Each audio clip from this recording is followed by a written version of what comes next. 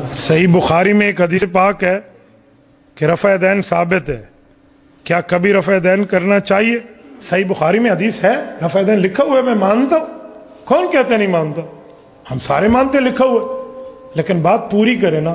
یہ بھی لکھا ہوا ہے کہ حضور ہمیشہ کرتے تھے، یہ تو حضور کے ماضی کی زندگی کا واقعہ لکھا ہوا ہے۔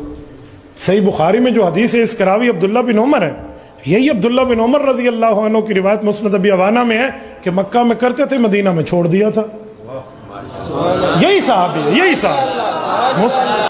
یہاں ڈنڈی مارنے کی کوشش کی گئی، جھوٹ بول کر لوگوں کو دھوکہ دیا گیا کہ جی بخاری کی حدیث ہم مانتے ہیں، عبداللہ بن عمر نے رفع الیدین کا تذکرہ کیا ہے، لیکن یہ مکہ کی بات ہے، مدینہ میں آپ رفع الیدین نہیں کرتے تھے۔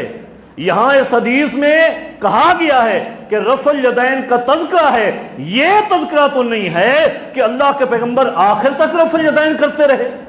اللہ کے پیغمبر آخر تک رفع الیدین کرتے رہے؟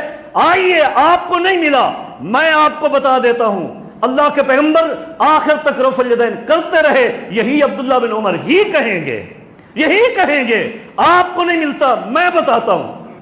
آپ کو پتا ہوگا امام بیہقی نے کتاب لکھی ہے سنن الکبریٰ بیہقی، صحیح سند کے ساتھ، یہی عبداللہ بن عمر رضی اللہ عنہما کی روایت جو بخاری میں قدر مختصر ہے، یہ وہیں بھی موجود ہے۔ کان یرفع یدیہ اذا افتتح الصلاۃ واذا رکع واذا رفع فعل مثل ذلك، اور آگے الفاظ سنیے، عبداللہ بن عمر فرماتے ہیں، لوگو فما زالت تلک صلاتہ حتی لقی اللہ، جب تک اللہ کے پیغمبر زندہ رہے یہی نماز پڑھتے رہے۔ تو کہتا آخر تک رفع الیدین نہیں کیا۔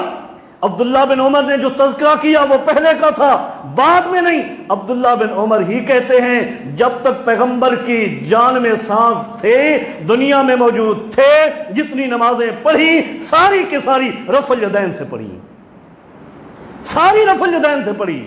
کون کہتے ہیں؟ عبداللہ ابن عمر کہتے ہیں رضی اللہ عنہما۔ یہ دلائل ہیں۔ اب ان دلائل کے بعد بھی اگر کوئی شخص پیغمبر کی سنت کو نہیں سمجھتا، حضرات یہ دلائل اور ان دلائل کے ساتھ ساتھ میں یہاں بھی یہ بھی عرض کروں گا، یہ دلائل تو رفع الیدین کرنے کے تھے جو میں نے پیش کر دیے ہیں۔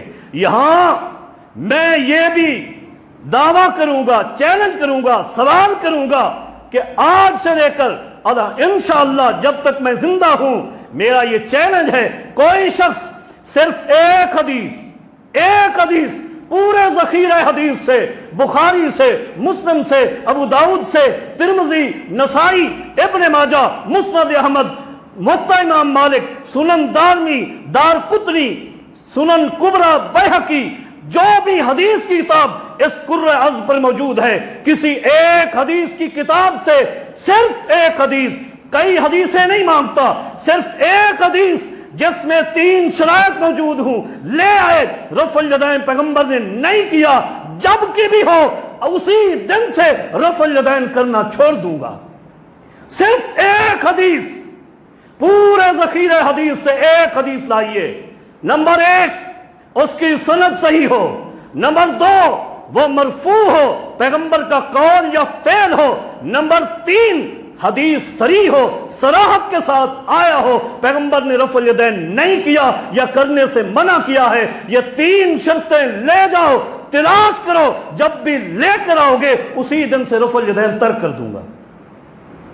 ایک حدیث پورے ذخیرہ حدیث سے نہیں مل سکتی، نہیں مل سکتی۔ تو جس عمل پر ایک بھی حدیث نہ ملتی ہو، ایک بھی حدیث جس عمل پر نہ ملتی ہو، حضرات سب سے پہلے دوڑ کر جو حدیث بیان کی جاتی ہے سنن ترمذی کے حوالے سے کہ ایک دن سیدنا عبداللہ ابن مسعود رضی اللہ تعالیٰ عنہ نے فرمایا تھا، لوگو الا اصلی بکم صلاۃ رسول اللہ، آؤ آج میں تمہیں اللہ کے پیغمبر کی نماز دکھاؤں۔ تو آپ نے نماز پڑھائی، رفع یدیہ اذا افتتح الصلاۃ، نماز شروع کرتے ہوئے عبداللہ ابن مسعود رضی اللہ عنہ نے رفع الیدین کیا، اور اس کے بعد ثم لم یرفع، بعد میں کسی مقام پر رفع الیدین نہیں کیا۔ حضرات 20 سے زائد محدثین نے اس حدیث کو ضعیف قرار دیا ہے. یہ حدیث صحیح نہیں ہے. میرا سوال یہ ہے کہ حدیث صحیح ہو. حدیث صحیح نہیں ہے. ایک بھی حدیث صحیح سند کے ساتھ رفع الیدین کے ترک کی نہیں ملے گی، نہیں مل سکتی. بلکہ اس سے بڑھ کر میں آپ کی خدمت میں